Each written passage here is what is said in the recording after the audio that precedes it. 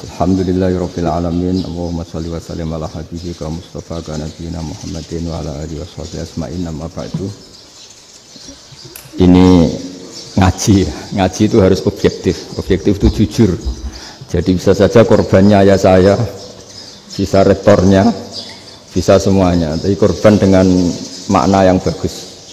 Karena di antara saran Al-Qur'an Allah ngendikan kalau belajar atau mencari nasihat atau mencari kebaikan apa saja itu diistilahkan walau ala anfusikum awil walidaini wal aqrabin, meskipun ketentuan itu merugikan kamu. Jadi ketentuan apapun yang merugikan kita harus tetap kaji meskipun itu tidak menguntungkan kita, karena banyak problem mulai dulu sebenarnya problem itu orang yang wakam da'in yadda'i annahu da'a ilallah tapi hakikatnya yad'u ila nafsi. Jadi banyak da'i yang mengklaim dirinya mengajak ke Allah dan Rasul tapi sebetulnya hakikatnya mengajak ke kelompoknya sendiri. Saya ini termasuk kiai yang masih orisinil. Maksudnya orisinil gini, suatu saat atau kapan saja saya kok sudah tidak laku jadi kiai, asal Islam jalan tetap senang, karena nggak penting yang populer saya apa enggak itu tidak penting, yang penting agama ini tetap jalan. Sama negara ini harus jalan siapapun presidennya. Ya, ini penting saya utarakan karena perbedaan antara nafsu dan komitmen beragama itu tipis sekali. Sehingga dulu pernah ada cerita, ini bukti keadilan Rasulullah SAW. Pernah suatu saat Nabi itu ngaji, yang ngaji seperti ini. Terus ada pemuda dengan cueknya ngelewati masjid yang sedang dipakai Nabi ngaji. Singkat cerita semuanya ngomel ya, bergumam. Celaka betul pemuda itu, ada Nabi ngaji kok tidak ikut ya. Tapi Nabi secara besar hati ngendikan, ini ada di beberapa kitab di Fadhailul Kasbi, keutamaan kerja. Kata Nabi, pemuda itu mau mencangkul di lahannya. Jika dia mencari nafkah untuk keluarganya, untuk kebaikannya, maka itu bagian dari ajaranku. Jadi Nabi berbesar hati bahwa kerja seperti itu bagian dari ajarannya. Jadi tidak harus datang ke majelis ngaji. Dan bisa saja yang sedang hadir itu ya orang yang hindari istrinya minta belanja, dari ngaji terus benar dituntut belanja kan gitu. Mungkin anak-anak UMM yang kesini daripada tengok-tengok yang Malang bosen jalan-jalan ke Rembang gitu. Nah, jadi nggak mesti benar juga niatnya gitu. Jadi ya sama itu. Jadi kalau di dunia kiai yang masih orisinil itu nafsu itu benar-benar dilatih. Maka masyhur dalam cerita ada orang perang sama Ali radhiyallahu anhu. Ketika perang ini sangat semangat, tapi ketika orang itu meludahi dan Sayyidina Ali ini tersinggung karena diludahi, Sayyidina Ali langsung angkat tangan, sudah perangnya nggak usah diteruskan karena saya marah sama kamu sekarang demi nafsu karena kamu meludahi saya, padahal saya tadi motifnya demi Allah dan Rasul. Jadi sangat tipis bedanya kita emosi karena diri kita dan emosi karena Allah dan Rasul. Sehingga ketika diludahin ini terus beliau mikir jangan-jangan perang saya karena saya diludahi. Nah, yang hilang dari peradaban modern adalah Allah itu tidak begitu hadir di hati kita. Saya sering cerita di mana-mana, teks hadis itu sebenarnya berbunyi gini, ini hadis sahih. Mangka na yu'minu billahi wal yaumil akhir fal yukrim jarohu. Ada yang fal yukrim jarohu doifahu, ada yang fal yakul khairan aul yasmut. Siapa yang iman dengan Allah dan Rasul maka harus memuliakan tetangganya, memuliakan tamunya. Dulu itu ada seorang ulama dipanggil anak muda, dibully terus sekarang. Wahai kiai, datang ke rumah saya. Datang kiai itu. Setelah sampai ke rumah orang itu, silakan kiai kembali ke rumahnya. Saya tidak butuh kiai. Kiai itu dengan riang kembali. Setelah di rumah dipanggil lagi. Pak Yai, silakan datang ke rumah saya. Datang lagi. Ya senyum-senyum kiainya santai. Wah, nggak jadi butuh Pak Yai. Silakan kembali lagi. Sampai 3 kali. Oh itu kalau rektor digitukan marah itu. Dosen marah. Kiainya santai. Santai, senyum-senyum, rileks. Ketika ditanya, kenapa Pak Yai tidak tersinggung? Jawabannya unik. Anak muda, saya ini senang sekali nuruti perintah Allah, disuruh menghormati tetangga. Sehingga ketika Anda manggil ya saya datang. Ketika Anda nyuruh pulang ya saya pulang. Saya senang sekali nyenangkan tonggo. Dan itu perintah Allah, jadi tidak ada hubungannya dengan kamu. Wah, pemudanya nangis minta dimaafin. Kalau kita kan enggak, kita ini dosen, kiai, mungkin kita doktor, mungkin kita profesor. Tapi kita ini sering didikte oleh orang bodoh. Kalau orang bodoh itu jengkel, lo kita ya jengkel. Lo kamu jengkel, dijengkelkan orang bodoh itu namanya terdikte. Itu bodoh apa pinter? Wah, itu tidak pinter sama sekali. Kalau betul-betul kamu pinter, hanya bisa didikte oleh Allah Subhanahu wa Ta'ala. Jadi antara hukum Allah apa? Wa ahsin man asa'a ilaika, berbuatlah baik sama orang yang berbuat buruk sama Anda. Itu dikteannya Allah. Kalau dikteannya orang-orang bodoh kayak dimangkel ben mangkel, terus kamu mangkel. Itu bodoh apa pinter? Nah, problem kita kekinian adalah wong pinter, wong bodoh itu podo-podo bisa didikte oleh sekelilingnya. Terus karuan wataknya perempuan seperti itu, wataknya anak-anak seperti itu, kita didikte. Anak-anak jengkelin kita mangkel, berarti kita didikte oleh orang bodoh. Makanya agama itu unik, kadang ngendikan wa ahsin man asa'a ilaika, kadang wasil man qata'aka, sambunglah orang yang memutus kamu. Karena dengan demikian kita hanya didikte oleh Allah Subhanahu wa Ta'ala, bukan didikte oleh hukum sosial. Cara Jawane nak ngapiki tangga sing apik akeh tunggale. Berbuat baik sama yang berbuat baik pada kita itu, mbok orang fasik ya seperti itu, maling ya seperti itu, sama. Tapi kalau berbuat baik sama orang yang berbuat jelek sama kamu itu baru luar biasa. Dan memang teksnya hadis wa ahsin man asa'a ilaika, berbuat baiklah sama orang berbuat buruk sama kamu. Jadi nggak boleh orang didikte. Makanya ngaji di sini diantaranya saya akan cerita dalam sebuah hadis sahih, dalam hadis hasan yang diriwayatkan Imam Tirmizi, ada kalimat dari Rasulullah SAW. Dawe Nabi, la takunu imma'atan taquluna in ahsanan nasu ahsanna wa in dzalamu dzalamna walakin watti'u anfusakum in ahsanan nasu an tuhsinu wa in asa'u alla tazlimu. Kamu jangan jadi orang yang mudah diombang-ambingkan oleh orang sekeliling kamu, yaitu kamu mengatakan jika orang baik ke saya akan baik, jika orang buruk ke saya juga akan membalas buruk. Itu namanya Anda didikte. Tapi berkomitmenlah kamu akan berbuat baik meskipun orang lain berbuat buruk. Nah sekarang logika sosialnya begini, kalau di Indonesia itu ada 1000 kiai, ada 1000 profesor yang ingin membenahi Indonesia, rata-rata orang awam itu semau gue, terus mereka mendikte kita, perilakunya agak simpatik, perilakunya jengkelin, terus 1000 profesor ini ikut jengkel, itu kira-kira jadi solusi apa goblok bareng? Sama 1000 kiai ini ikut jengkel, ini jadi solusi apa goblok bareng? Goblok bareng. Nah problem sekarang kita ini biasa didikte orang bodoh. Nah makanya ciri khas orang muslim itu kata Nabi, mangkana yu'minu billahi wal yaumil akhir. Jadi baik tetangga karena perintahnya Allah dan Rasul. Pentingnya apa? Bedanya karena berbuat baik ini perintahnya Allah, mbok tonggo apik lah kita tetap apik karena perintahnya Allah dan Rasul. Begitu juga dengan hubungan dengan istri, dengan anak. Mbok bojomu lagi cerewet lah ya tetap apik. Karena dengan cara itu kita hanya tunduk kepada Allah dan Rasul. Tapi kalau kamu, istri saya kalau baik ya saya baik, kalau enggak ya enggak. Berarti Anda didikte oleh perilakunya dia. Itu latihan, ya kalau dalam bahasa pondok latihan jadi wali itu yang paling berat itu. Nabi itu kalau sama orang munafik itu sabarnya Masya Allah. Padahal Nabi perso kalau orang itu orang munafik. Karena dengan cara seperti itu, bahwa kebaikan Nabi pada seseorang itu atas perintahnya Allah dan Rasul, bukan atas nama servis. Kalau Nabi hanya baik kepada Abu Bakar, itu mungkin orang bilang, wisadune wong Abu Bakar baik sama Nabi. Tapi kalau Nabi baik sama orang munafik, Abdullah bin Ubay bin Salul, itu kalau nggak perintahnya Allah dan Rasul itu nggak bisa. Nah ini cobalah berlatih seperti itu, sehingga kita tidak mudah didikte. Ya saya ulang lagi, nggak mudah apa? Didikte. Maka di antara kebaikan Allah dan Rasul adalah bahkan orang dolim saja diberi jatah rahmat.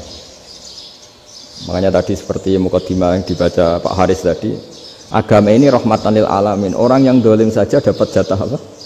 rahmat, apalagi yang soleh. Nah kemudian yang perlu dicatat, kenapa kita menjadi enjoy dengan Islam? Islam itu adalah agama yang tidak didikte oleh materi. Jadi kalau Anda ingin makan enak, mungkin kalau pikiran kebanyakan orang, anak-anak muda yang milenial, yang gaul, ingin makan enak ya makan yang disukai. Misalnya sate atau bakso Malang atau apa. Kalau orang-orang yang jadi wali nggak gitu cara berpikir. Ini yang masih orisinil. Ditanya, ini dunia baru kesulitan makanan, baru resesi. Cara makan enak gimana? Jawabannya lucu. Ya gampang, idamuhu alju. Idam itu lauk. Kalau kamu ingin makan lauknya paling enak apa? Alju. Kamu harus lapar banget. Sampai kalau puasa itu melihat tempe itu wah luar biasa. Tapi kalau kamu nggak puasa, air putih itu nggak menantang. Tapi kalau puasa, tempe air putih itu menarik dan Anda tetap lahap. Apa? Karena lauk terbaik adalah alju, yaitu lapar. Nah tapi kita ini enggak, kita ini kayak orang bodoh. Kayak orang bodoh tadi, profesornya makan nyaman ya kalau sesuai selera. Nah itu kan sama dengan anak-anak ABG. Anak ABG itu makan lahap ya kalau yang disukai. Lalu bedanya apa ABG sama profesor? Kalau cara berpikir masih sama kan itu. Kiainya juga gitu. Kiai makan enak kalau yang disukai, kalau enggak ada. Lalu bedanya apa kiai sama orang awam? Orang awam juga gitu, makan lahap ya kalau yang disukai. Nah ternyata perilaku kita ini yang pintar sama yang bodoh sama mas.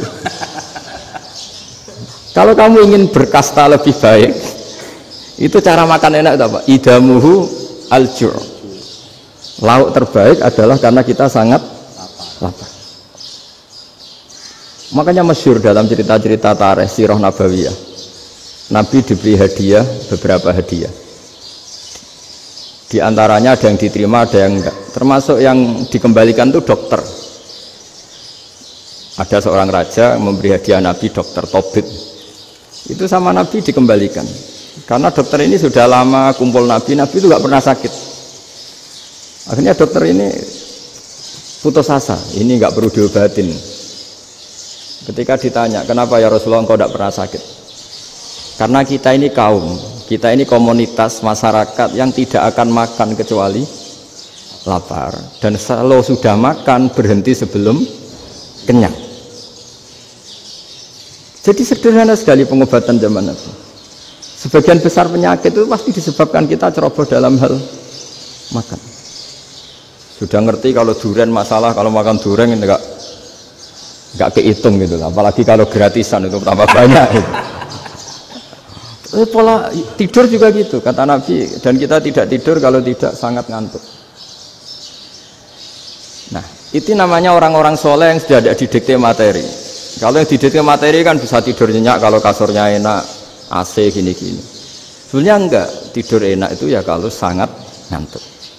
Mbok di gudang, mbok di bis, kalau sangat ngantuk ya semuanya ya enak. Sama, mbok lapar, mbok hanya tempe, tapi kalau sangat lapar itu ya enak. Nah ini ilmu yang mulai hilang, ilmu-ilmu yang mulai hilang. Nah, cara ibadah juga gitu. Kita ini kan, saya ini punya bapak kiai, mbah kiai. Punya guru yang sangat alim ya seorang Kiai Memun. Itu dulu kita pengkaji ilmu itu tidak pernah tahu bedanya NU dan Muhammadiyah. Karena dulu Mbah Darwis itu Kiai Dahlan itu dulu ngajinya bersama Mbah Hasyim ketika di Indonesia yang ngaji Mbah Soleh Darat. Mbah Soleh Darat itu dulu ngajinya sama buyut saya ke-6 namanya Mbah Soleh Asnawi di Kudus. Mbah Soleh Darat itu dulu alim-alimnya orang Jawa ya Mbah Soleh Darat. Soleh bin Umar. Tempatnya di Semarang, tapi beliau itu sebenarnya orang Jepara yang dekat Kudus. Setelah di Mekah, Mbah Hasyim ini mondoknya, mulazimnya ke Syekh Mahfud Termas. Tapi sesekali ke Syekh Khotib Minangkabau.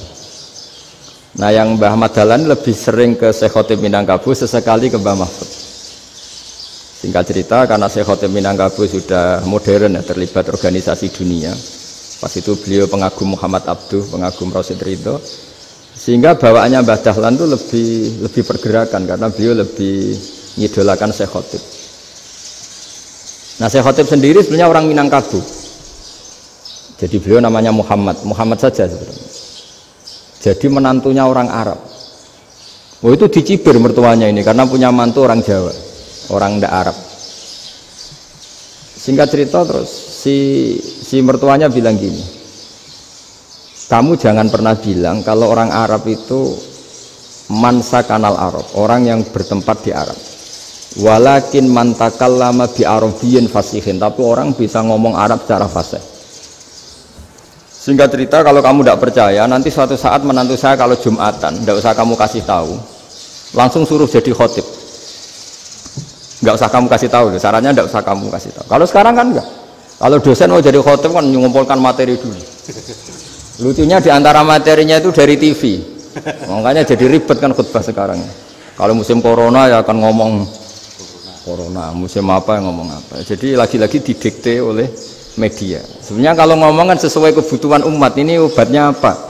Tapi nggak sesuai trending topik, itu kan kayak anak-anak gaul. Ini dokter kok gitu kan aneh. Singkat cerita si khotib ini nggak dikasih tahu, saya Muhammad tadi nggak dikasih tahu, langsung disuruh khutbah. Fatakallama bikalamin fasihin, dia ngomong fasih sekali, bahkan ngalah-ngalahi fasihnya orang Arab asli. Semenjak itu beliau dapat gelar al khotib, orang yang cakap berpidato berkhutbah. Makanya terus dia khotib al Minangkabau. Jadi orang Indonesia itu luar biasa. Dulu yang namanya orang Indonesia di Arab Saudi itu dihormati sekali, karena yang kesana itu pasti ulama. Sudah alim di Indonesia kesana, termasuk Mbah Ahmad Dahlan, Mbah Hashim dulu karena sama-sama muridnya Mbah Soleh Darat. Lama-lama yang kesana itu TKI TKW itu ya mulai agak dibully. Dulu Syekh Nawawi di antara ijtihad yang dihormati itu beliau mengkritik nyuwun sewu orang yang kan orang biasanya normalnya kan muji orang mati syahid, hebat orang mati syahid itu hebat gini. Oke, kita sepakat orang mati syahid itu hebat. Tapi kata Imam Nawawi dengan syarat niatnya itu li'ila'i kalimatillah, dan itu bawaan takdir. Seorang lagi itu bawaan takdir, harus mati di medan perang. Tapi tidak boleh seseorang ini niat perang tapi niatnya supaya syahid. Karena kalau begitu berarti dia berniat supaya menjadi maktulal kafir, orang yang dibunuh orang kafir. Kedua, dengan dia mati berarti pasukan Islam berkurang. Berarti dia ingin pasukan berkurang, hanya ambisinya dia ingin langsung ke surga. Misalnya pasukan orang Islam itu 10, orang kafir 10. Kalau kamu ingin syahid berarti mati 1 kan, tinggal 9 kan. Nah kalau yang seperti itu 10 kan mati semua. Gara-gara ingin syahid akhirnya perangi rapati tenanan, benang mati, benang mlebu swarga. Kata Syekh Nawawi, ya enggak. Kalau kamu perang sama orang kafir ya niat menang. Dengan niat menang ini kamu ingin li'ila'i kalimatillah. Tapi kalau kamu ingin syahid berarti kamu menuruti keinginan nafsu kamu yang cepat masuk surga. Itu orang Arab kagumnya bukan main. Karena di mana-mana orang itu dinilai dari niatnya. Paham ini ya? Tapi perang loh ya, dalam kondisi perang, bukan teroris. Perang itu artinya orang kafir yang ingin bunuh kita, itu perang namanya apa? Perang. Dulu orang cerita syahid itu hanya pokoknya syahid itu hebat, pokoknya syahid itu hebat. Syahid di medan perang itu hebat, pokoknya syahid di medan perang hebat. Tapi ketika Syekh Nawawi memberi penjelasan ilmiah, jika kamu perang ingin cepat mati, ingin cepat syahid, artinya ini untuk pemenuhan diri kamu, karena kamu bayangkan langsung masuk surga. Kamu lupa bahwa dengan kamu dibunuh kekuatan Islam berkurang. Akhirnya beliau memberi penjelasan. Syahid itu bagus, itu sebagai takdir. Hanya takdir itu kita perang yang ingin menang, tapi takdirnya mati. Jangan dibalik. Oleh perang rapati tenanan, benang mati namun lebu. Itu yang pertama, termasuk ulama yang pertama memberi penjelasan itu Syekh Nawawi. Akhirnya melahirkan kekaguman yang luar biasa dengan tafsir Munirnya itu. Terus beliau itu orang yang rileks kalau menjelaskan ilmu. Ini ya juga guru-gurunya Mbah Hashim, Mbah Guru sama Mbah Hashim sama Mbah Ahmad Dahlan Syekh Nawawi. Jadi dulu yang alim di Arab itu ada Syekh Nawawi, ada Syekh Khotib Minangkabau, ada Syekh Bakir Jogja, ada Syekh Mahfud Termas. Itu orang Indonesia banyak sekali yang alim. Bahkan diantaranya yang dikagumi Al-Azhar itu juga orang Indonesia, nama Syekh Abdul Manan, itu mbahnya Syekh Mahfud Termas.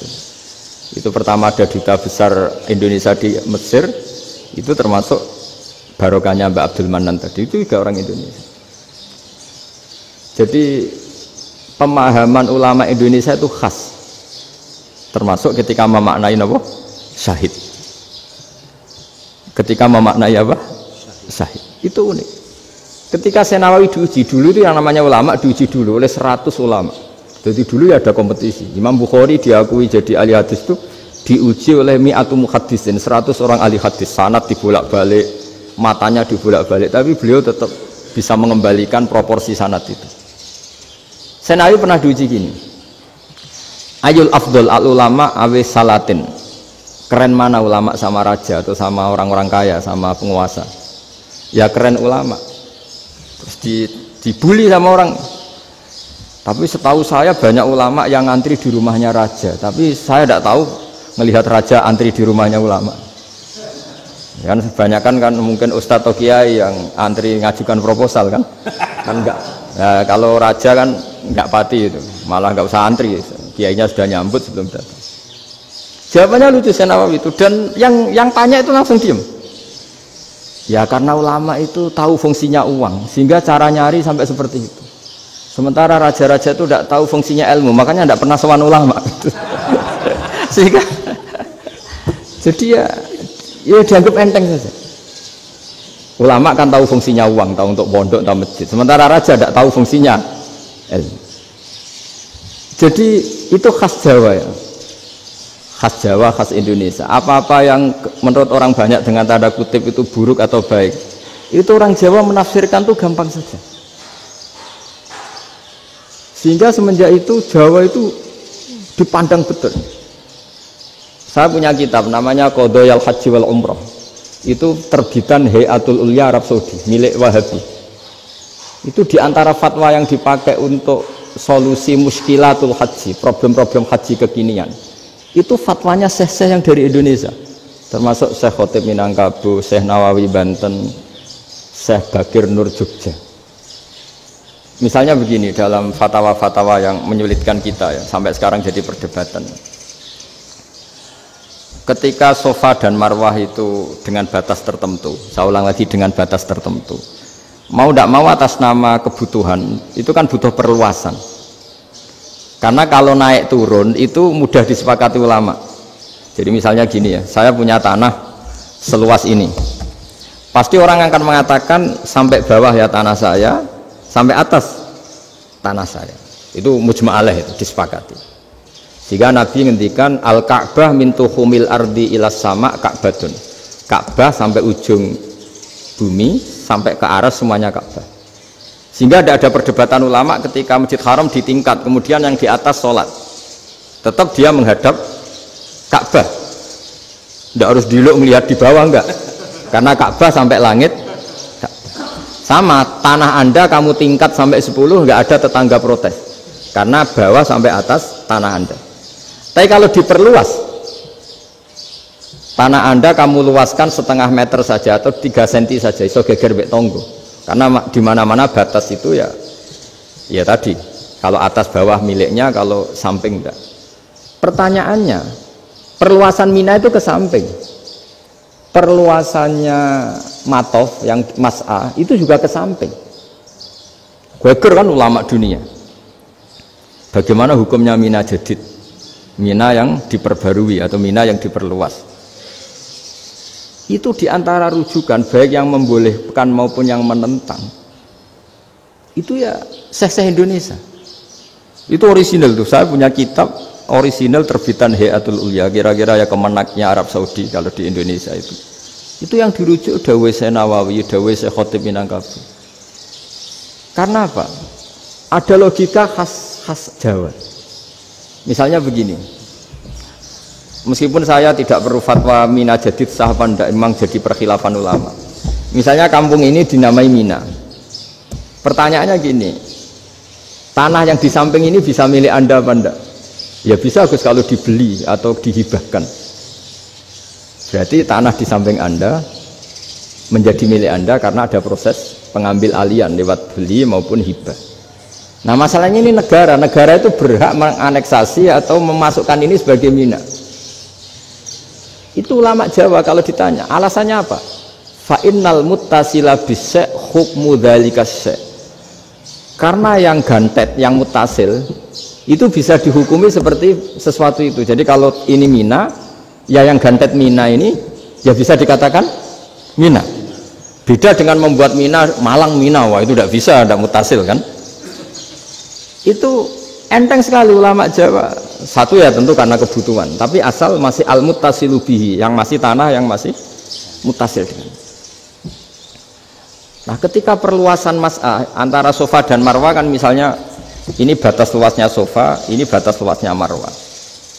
Lalu atas nama kebutuhan, sofa marwah itu sampai sini. Sampai agak meluas ke sini. Itu geger Arab Saudi. Wah, ini gimana? Padahal tawaf itu harus antara gunung sofa dan gunung marwah. Sa'i itu ya. Tapi kalau istilah Quran memang tawaf sama-sama. Makanya apa? Inna sofa al-marwata min sya'airillah faman hajjal baita wa i'tamara fala junaha alaihi ayyat tawafa. Nah, jadi kalau istilah sa'i di Quran itu masih tawaf. Karena harus ada, kalau bisa lah, bukan harus. Kalau bisa memang harus ada unsur muternya. Kita kalau sa'i kan dari sini sofa sampai sini marwah, terus kan agak muter ke sini, kan agak membentuk lingkar. Nah, makanya Quran tetap mengistilahkan apa? Tawaf.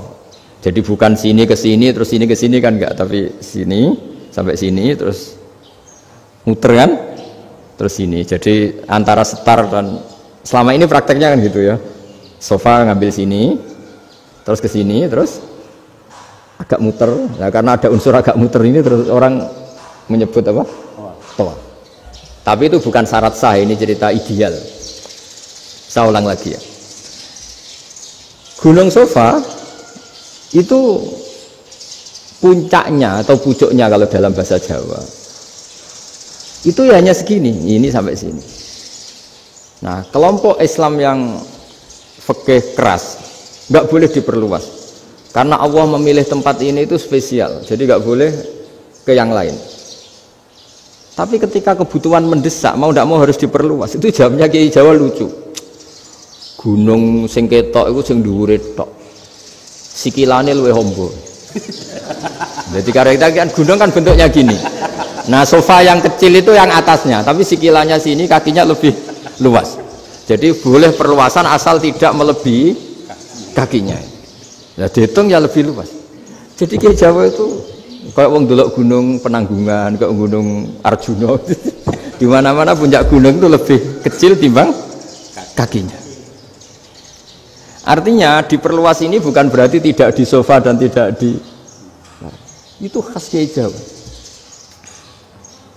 Jadi jangan kira orang Jawa itu tidak hebat sekali. Termasuk perkembangan hotel di Arab Saudi.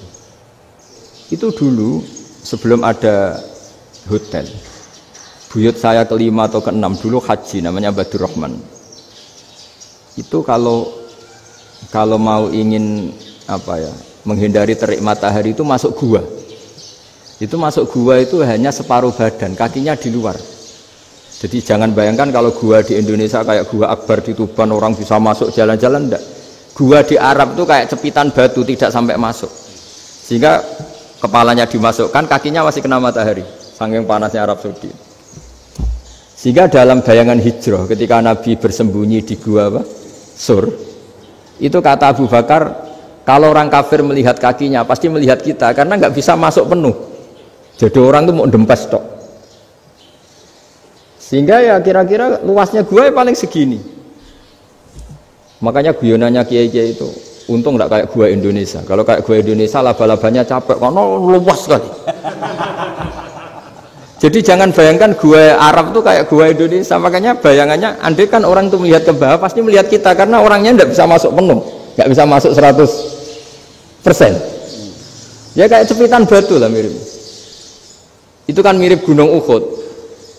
Gunung Uhud kata Rasulullah, nanti kalau kamu perang itu di atas, menang atau kalah di atas, musuh biar di bawah, dengan di atas kamu bisa manah. Jangan bayangkan kayak Gunung Merapi, kayak Gunung Penanggungan. Lah kalau Gunung Penanggungan manah ke bawah yang leyang kan. Jadi gunung di Arab itu kayak bukit. Ya sampean pernah kan ke Uhud itu ya sama ini aja tinggi ini kan. Lah ini yang mulai ada mis. Makanya nerjemah itu susah di Indonesia.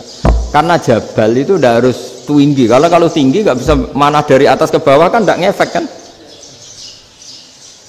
Sampai kalau ke Uhud gunungnya kan pendek sekali sehingga Yang mana dari atas ke bawah ya kalau kena musuh ya celaka karena memang dekat.